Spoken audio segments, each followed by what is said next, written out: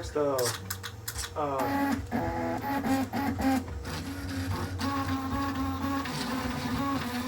Yay, it fell off.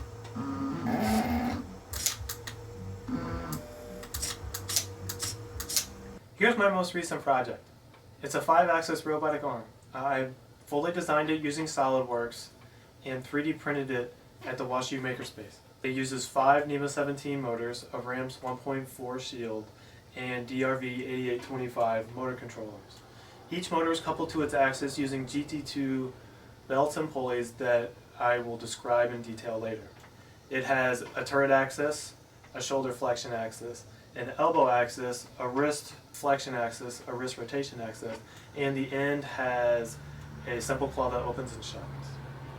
After testing, it can lift a maximum load of 100 grams.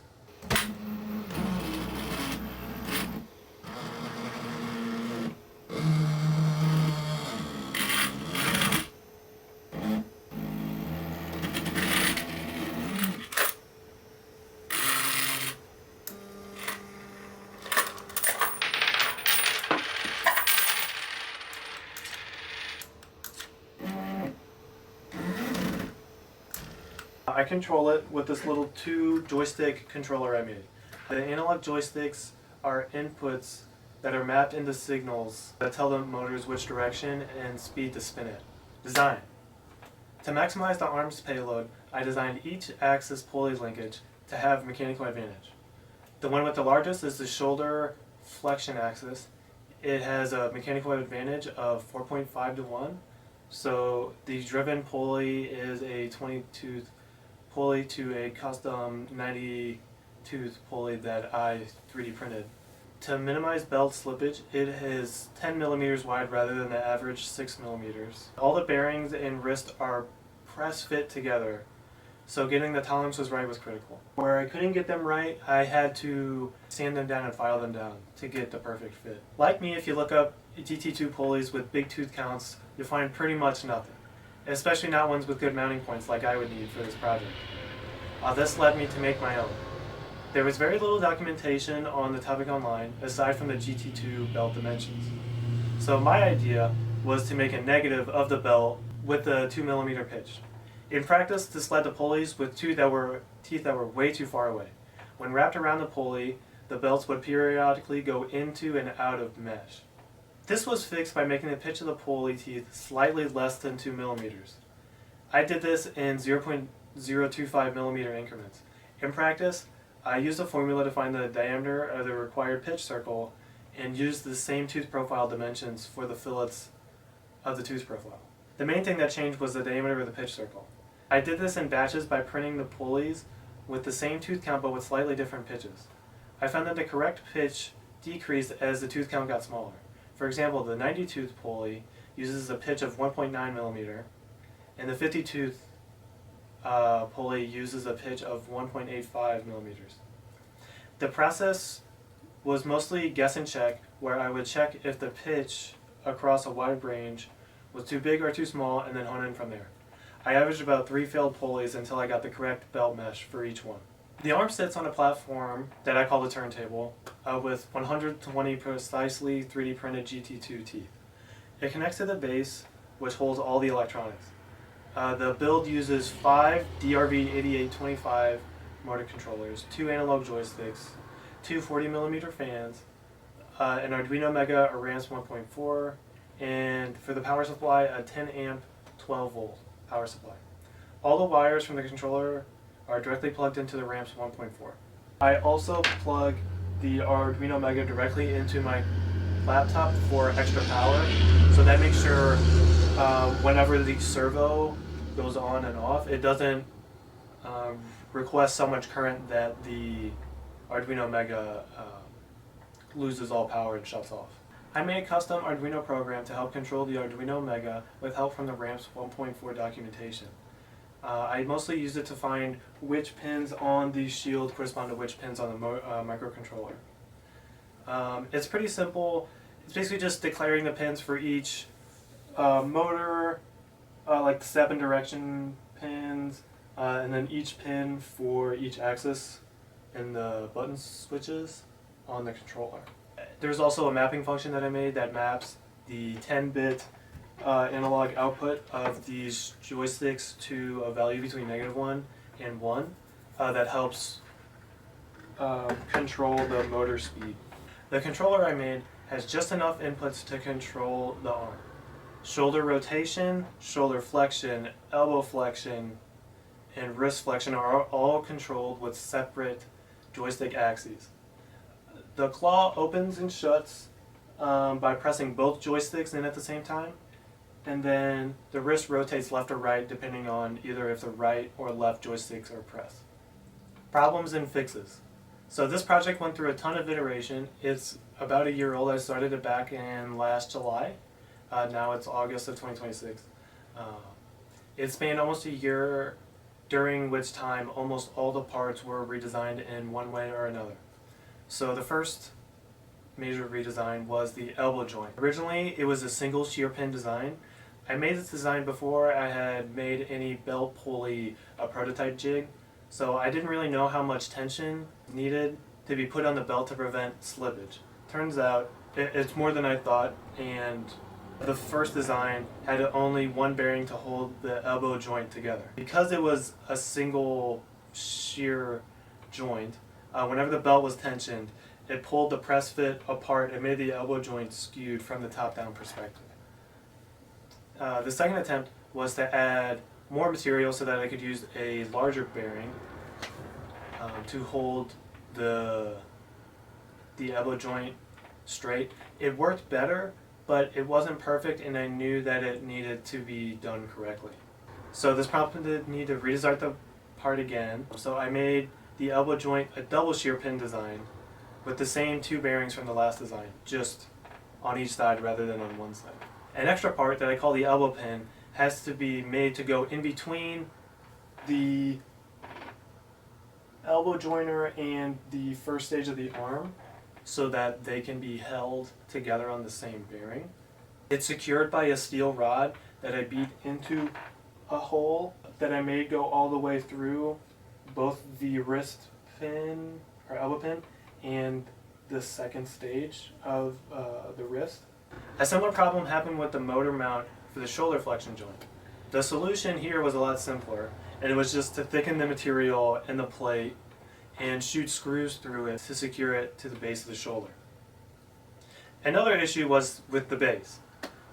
It had a single platform covering the top. This meant that the arm had to be lifted up to access the electronics. It was too short so that the wiring would not be able to sit flush within the base, so I had to physically put it through the holes in the top, like the ceiling of the base per se. It just made fiddling with the wires pretty much impossible. You would have to try to access and put all the wires in with needle nose pliers. It was excruciating to do any meaningful work on the electronics. The thickness of the base ceiling, I should say, was also too thin, so that whenever especially the elbow joint, but whenever the arm in general moved too quickly, too much acceleration, the entire base would flex inwards.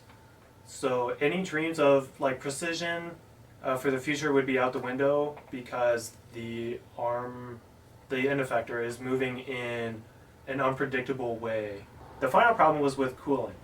I designed the side of the base to have 40mm fans mounted with it.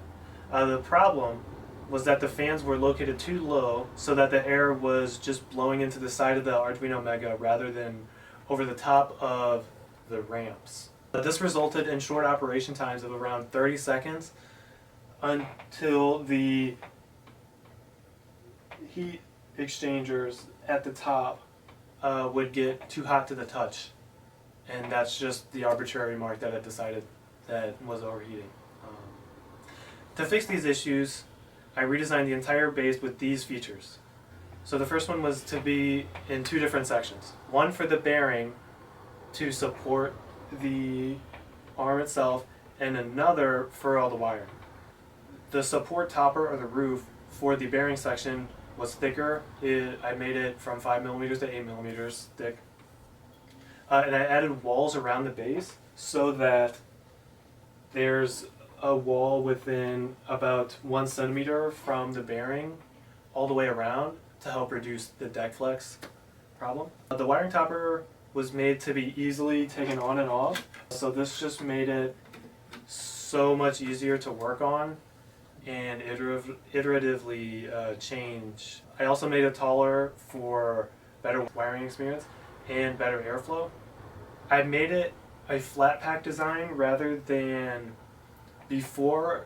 The walls were all printed in one piece, and then the top and bottom were separate, like plates that were printed and be press fit together. I made this entire design out of flat sheets that were press fit together, so this made it a lot quicker to manufacture at the Makerspace, because they can print a lot of parts in parallel rather than just printing one part. Earlier, that first base walls, that was a part that was easy to fail, so a couple times the part had to be completely restarted and reprinted because something failed on it. It was such a large part and it took so long to print that it was just bound to have something wrong with the bed or get misaligned or something in the time that it was printing. It was also cheaper because there was less support plastic used and that reduced material. Belt, slipping, and mechanical advantage issues. The shoulder flexion joint faces the most load by far. It's powered by the largest NEMA 17 motor of the arm. It's a 60 Newton centimeter motor with a huge reduction of 4.5 to 1. The 6mm belt slipped no matter what tension I put on the belt, so I had to upgrade to 10mm GT2 belts and pulleys. With proper tension, the belt doesn't skip and the motor simply misses steps when overloaded. A solution to this would be by a new NEMA 17 motor that has a built-in gearbox. So the company that I bought all these motors from, Stepper Online, sells a similar NEMA 17 with a 5-to-1 gearbox on the end. That would improve the holding torque of this shoulder flexion motor to around 125 Newton centimeters, which is double what it is now. So that would increase the performance and maximum payload that the arm could hold, provided all the other joints can hold that much load as well. The main issue would be to make sure that the motor mount is strong enough to be able to handle the extra tension that would have to be placed on the pulleys and belts to handle this load. Key takeaways and where to go from here. My first takeaway is that I am extremely proud of myself for the challenges that I have overcome and the determination to create a good product. This project incorporates many techniques and parts that I have never used. Reverse engineering tooth profiles, rapid iterative designing, a CNC shield with stepper motors, reading analog signals from joysticks, mapping those signals, incorporating cooling, and belts and pulleys, obviously. The purpose, other than making a functioning arm with a maximum payload of 100 grams, is the experience. Experience with trying new things, making mistakes, recognizing them, and solving them iteratively. That is what makes a great problem solver and a great engineer. So what do I want to do next with this project? I want to learn about my passion for robotics by doing. My next goal is to automate the control of the arm. Now that I have a stable platform to experiment with, I can try different aspects of control such as path selection and object avoidance. The current idea is to pre-program a set path for the end effector to follow. This is similar to what painting or welding robotic arms do. My first idea is to add different modes of travel similar to how G-code is written. Given 2 points, the end effector could either follow a straight line between those 2 points or a curved line between those 2 points.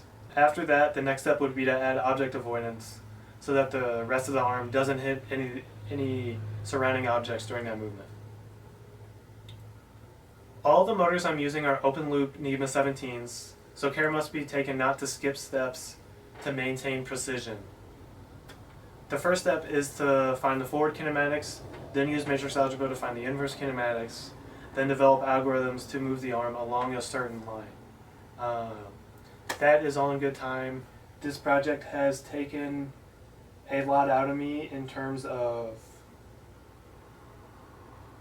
having to redesign and rebuy new things like belts, pulleys, motors, microcontrollers, that sort of thing, just because of mistakes that I've ran into through the process. Hopefully in my next endeavor with programming, I shouldn't have to like rebuy things per se.